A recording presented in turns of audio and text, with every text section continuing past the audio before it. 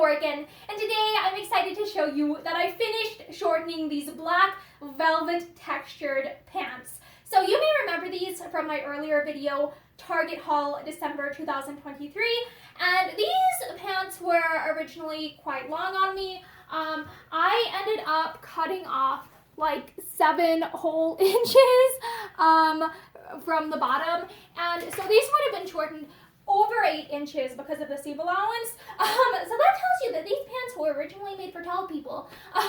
But yeah, I am like 5 feet tall, so I understand that yes, I have to shorten things sometimes.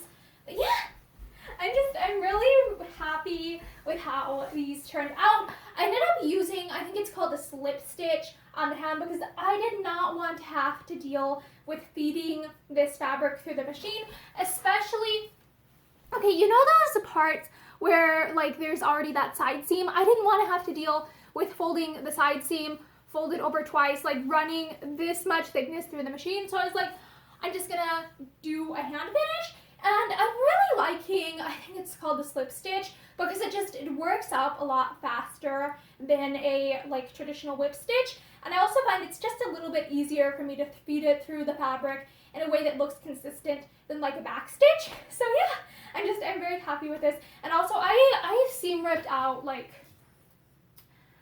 this pair of pants had like a bunch of like different like tags. Like yeah, there was this one at one of the sides, and then there was this one at the center back, but then there were also like these 2 other tags, so it was a bit annoying to seam rip out all the tags, but I feel like that improves like the sensory friendliness of these, and I like how they're not like itchy, scratchy like denim tends to be. So yeah, thank you for checking out this video, and I hope it inspires you to like tackle those projects that you've been putting off. Have a great day, bye! Here is some closer up footage of the hem.